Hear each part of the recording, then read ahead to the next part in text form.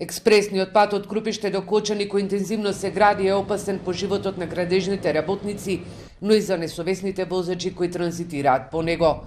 Новаа делница од селото Крупиште до селото Бања Кочанско, по коловозот кој се гради крстосуваат автомобили, тешки товарни возила, но и градежна механизација. Не треба, уште не е пуштен официјално.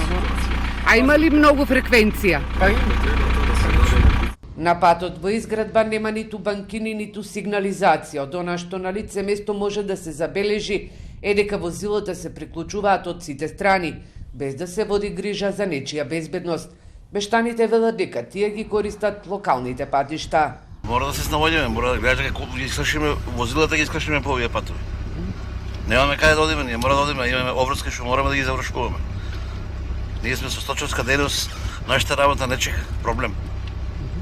И затоа треба што побрзо да се направи да се среди. Жителите велат дека по експресниот пат од Кочани до Крупиште, кој е во изградба, се вози околу 5 месеци. На него се поставени знаци за забрането движење, а и песок, но возачите ги поминуваат препреките и не ги почитуваат забраните. Доколку се случи сообраќајна несреќа, одговорноста паѓа на несовесните возачи. Вакви примери имаше и во текот на изградбата на автопатот Штип Миладиновци.